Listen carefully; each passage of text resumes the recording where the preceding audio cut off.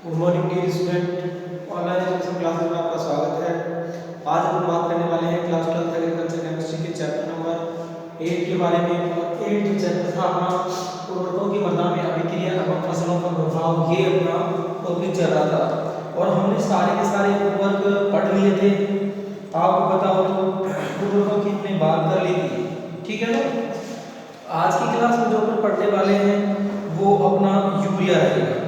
अपन आज यूरिया को डिस्कस करेंगे, ठीक है। देखो अपन कौन कौन से, तो मैं कहूँ नाइट्रोजन उर्वरक पढ़ चुके हैं, फॉस्फेटिक उर्वरक पढ़ चुके हैं, फिर पोटेशियम उर्वरक पढ़ चुके हैं, है ना, फिर यौगिक उर्वरक पढ़ चुके हैं और एक वाले में अपन पढ़ चुके हैं। अब आज की क्लास में अपना है यूरिया, ठीक है।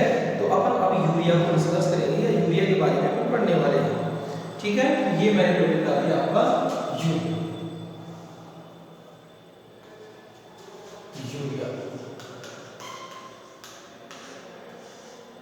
ठीक है, यूरिया को डिस्कस करेंगे। यूरिया क्या है, तो मैं कहूँ कि यूरिया भारत में किसानों के द्वारा सबसे ज्यादा उपयोग किया जाने वाला उर्वरक है। तो आप देखोगे कि यूरिया भारत में किसानों के द्वारा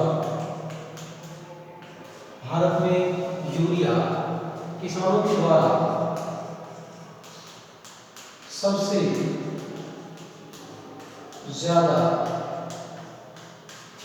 ज्यादा उपयोग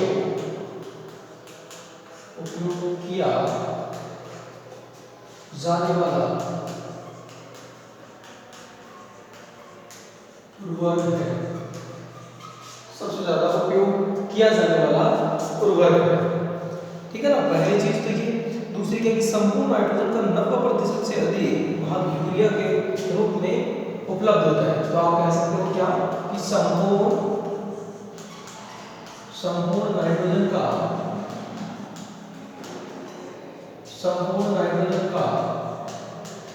90%, कितने प्रतिशत, 90% भाग जो है, 90% से अधिक भाग यूरिया के रूप में कारखानों में निर्मित होता है। संपूर्ण नाइट्रोजन का 90% से अधिक भाग, संपूर्ण नाइट्रोजन का 90% से अधिक भाग यूरिया के रूप में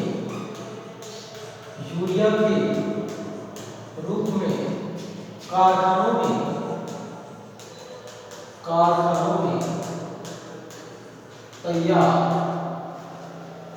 में तैयार होता है। कारखानों में क्या होता है, तैयार, ठीक है, कारखानों में तैयार होता है। पहली चीज तो ये। दूसरी क्या कि अगर अपन बात करें यूरिया, तो यूरिया क्या है, यूरिया एक कार्बनिक उर्वरक है। तो इंपॉर्टेंट पॉइंट है यूरिया के बारे में आपसे पूछा भी जाता है।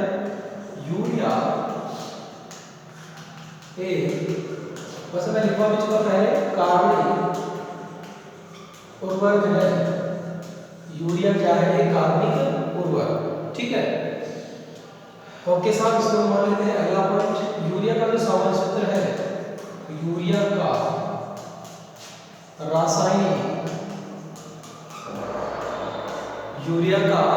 रासायनिक सूत्र वो क्या है, तो आप कहोगे रासायनिक सूत्र H2, ये आपको हो जाएगा H2N C O NH2, ऐसे करके भी लिख सकते हो, या NH2 इसका होल ट्वाइस CO, ऐसे करके भी लिखा जा सकता है। और भी तरीका है क्या, H2NCO NH2, ये भी सारे यूरिया के क्या है, सूत्र है। बस लिखने का तरीका थोड़ा सा चेंज हो जाता है, इसमें कंफ्यूज हो जाते हैं बच्चे की, तो पता नहीं क्या दे दिया, ठीक है ना। चलो ओके, तो अब अपन बात करें कि यूरिया जो है ना, यूरिया नाइट्रोजन एमाइड के रूप में होता है ना, इसमें नाइट्रोजन किसमें, एमाइड में। तो ये लिख देना, यूरिया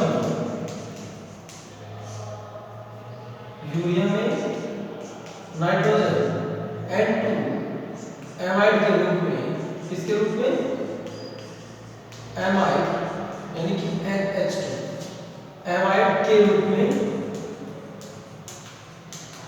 में होती है। चलो ये तो हो गया अपना कंप्लीट, एमाइड के रूप में होती है साहब, ठीक है ना।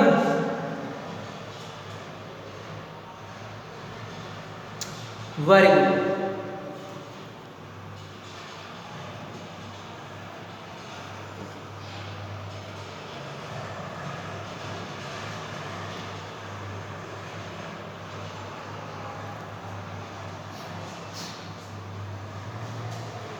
चलो आगे बात करते हैं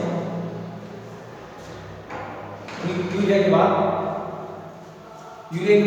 सब यूरिया का संगठन देखते हैं, कंपोजिशन। ठीक है, संगठन मीन्स कंपोजिशन। किसका कंपोजिशन देख रहे हैं? यूरिया की यदि संगठन की अपन बात करें तो यूरिया के संगठन में क्या क्या मौजूद होगा?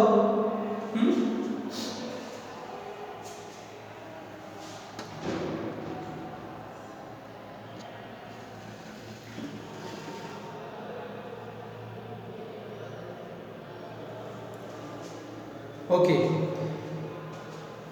संगठन की यदि अपन बात करते हैं तो देखना संगठन में क्या होगा कि यूरिया का है ना, यूरिया का उर्वरक नियंत्रण अध्यादेश 1957 के अनुसार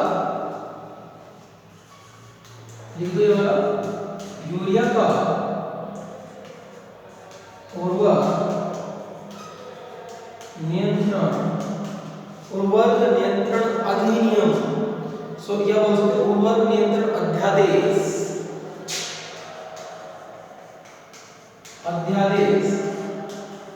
1957 के, ठीक है, नियंत्रण के लिए 1957 में नियम बनाए गए। उसके अनुसार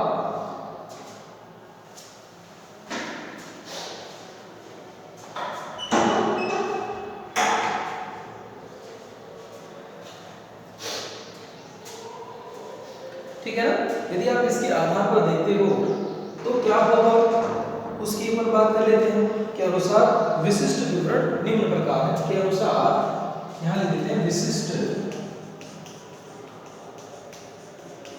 विवरण निम्न प्रकार है। अब वो निम्न प्रकार किस प्रकार है उसकी अपन बात करेंगे, ठीक है ना। तो पहला पॉइंट अपन देखते हैं कि इसके अंदर नमी जो है वो कुल भार की कितनी, तो वो 1.0% है ना। तो इसमें नमी की बात करें, पहला पॉइंट नमी कुल भार की वो भी किसमें प्रतिशत में, 1.0%। कितनी इसके अंदर क्या होती है, मॉइस्चराइज होती है, और ये अधिकतम है। क्या है, अधिकतम, ठीक है ना। और दूसरा ये अधिकतम है बेटा आकर, ओके। दूसरा नाइट्रोजन की मात्रा, तो आप देखो नाइट्रोजन की कुल प्रतिशत मात्रा, नाइट्रोजन की कुल प्रतिशत मात्रा, और वो भी न्यूनतम की बात कर रहे हैं, न्यूनतम, अधिकतम नहीं, न्यूनतम, ठीक है। और कितनी, 46%। कितने परसेंट, 46%। इतनी इस पे क्या होती है, नाइट्रोजन होती है, ठीक है ना। इतनी इसके अंदर नाइट्रोजन होती है, ओके। फिर बायूरेट की बात करें तो 15%, सॉरी 1.5 होता है बायूरेट, तो थर्ड स्टार लगाना इसके लिए,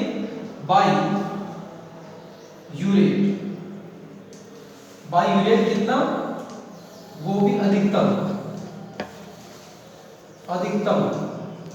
कितना, 1.5%, ये अधिकतम है बायूरेट।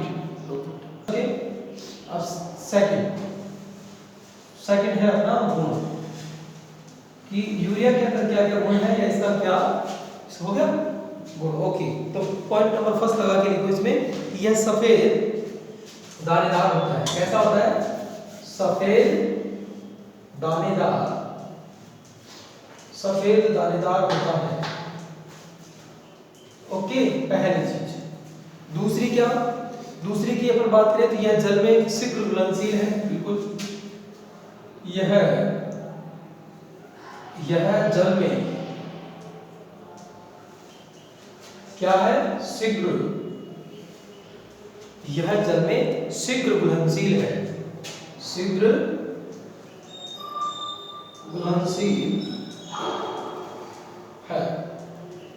ओके, शीघ्र घुलनशील है। तीसरा पॉइंट देखें क्या है, ये जो है कौन, यूरिया, वो नमी को क्या करता है, शीघ्र ग्रहण करता है। ये भी लिख लेते हैं कि यह नमी को शीघ्र ग्रहण करता है, नमी को शीघ्र ग्रहण करता है। वेरी, चलो ये भी कंप्लीट हो गया। अब इसका लास्ट और है कि इसमें 46% नाइट्रोजन पाई जाती है, जो हम ऊपर वाले में लिख चुके हैं, तो वो लिखने की आवश्यकता नहीं है, ठीक है ना। इसमें 46% क्या पाई जाती है, नाइट्रोजन। चलो तीसरा लिखो, मृदा में अभिक्रिया। देखो फर्स्ट हो गया, अच्छा इसको ऐसे डाल दिया सीक्वेंस, फर्स्ट सेकेंड और ये थर्ड। थर्ड है आपका मृदा में अभिक्रिया, मृदा में अभिक्रिया, ठीक है ना, मृदा में अभिक्रिया। ओके, चलो तो मृदा में अभिक्रिया आप देख लेते हैं। देखो अगर मृदा में अभिक्रिया की बात करें, चलो ये लिख लेते हैं 2 पॉइंट। मृदा में अभिक्रिया किस प्रकार होती है, तो मैं कहूं कि यूरिया को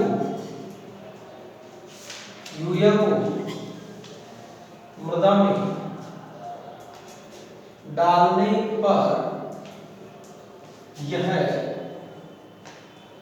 मृदा में उपस्थित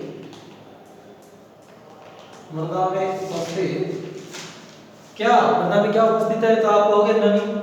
नमी से क्या कर लेता है, शीघ्र क्रिया कर लेता है। तो मैं कहूंगा कि मृदा में उपस्थित नमी से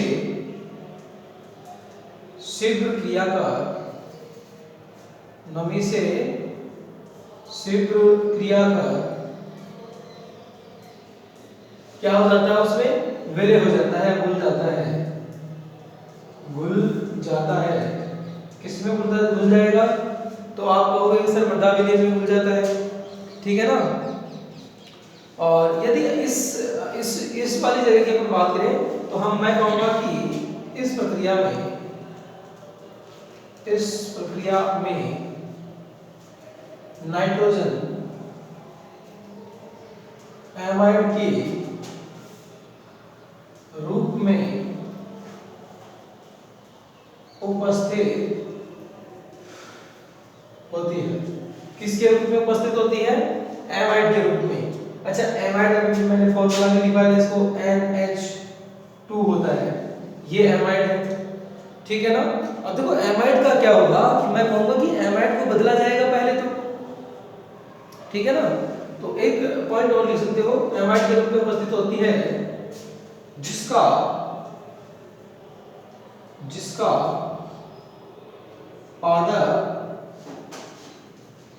पादप उपयोग नहीं कर सकते हैं, इसका पादप उपयोग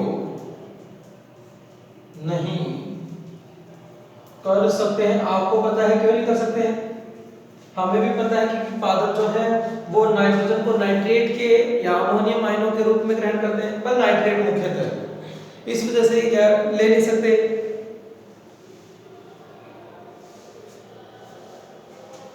चलो एक लास्ट पॉइंट और लिखा देता हूं, मृदा में उपस्थित यूरिएज एंजाइम, मृदा में उपस्थित यूरिएज एंजाइम सूक्ष्म जीवों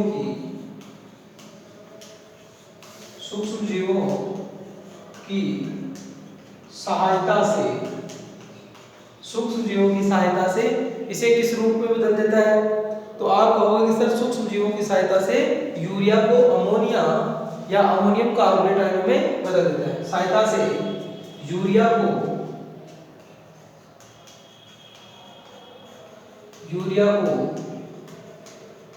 अमोनिया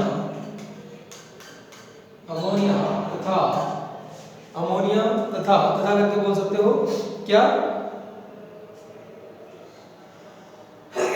अमोनियम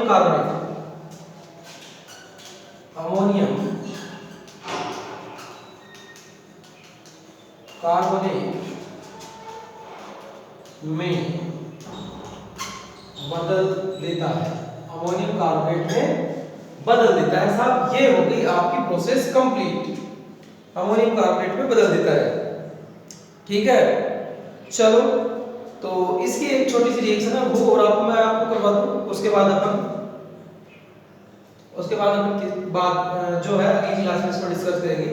अच्छा देखो क्या आपने लिखा कि मृदा के अंदर क्या पाया जाता है, मृदा के अंदर आपको सर यूरिया पाया जाता है, और वो यूरिया क्या कर रहा है, वो यूरिया मृदा के अंदर उपस्थित वाटर यानी कि नमी से अभिक्रिया कर शीघ्र घुल जाएगा मृदा विलयन में, या मृदा में विलय हो जाएगा, और यूरिया एंजाइम की और सूक्ष्म जीवों की सहायता से इसको अमोनियम कार्बोनेट में, है ना, इसमें अमोनियम कार्बोनेट में क्या कर देता है, बदल देता है। तो इसको थोड़ा सा अपन देख लेते हैं, देखना कैसे। चलो इसकी रिएक्शन मैं इधर दिखा देता हूं ना, इसकी रिएक्शन यहां देखना, वैसे तो आते यहां भी जाएगी, दिख रहा है, चलो यहीं पे देख लो, देखना ये आपका H2NCO NH2 ये यूरिया है, इसकी अभिक्रिया आपने 2H2O से करवाई, किसकी उपस्थिति में, यूरिएज एंजाइम, यूरिएज एंजाइम, ठीक है ना,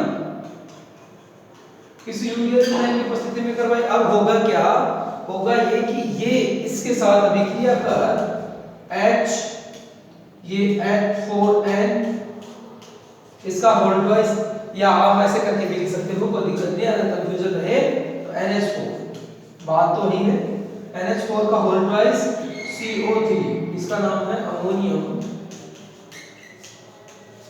कार्बोनेट, क्या नाम है, अमोनियम कार्बोनेट, ठीक है, अमोनियम कार्बोनेट, तो इसका निर्माण इसने कर दिया NH4CO3 अमोनियम कार्बोनेट, ठीक है, अमोनियम कार्बोनेट, ओके, तो ये आपका अमोनियम कार्बोनेट हो गया। आज के लिए इतना ही, नमस्कार।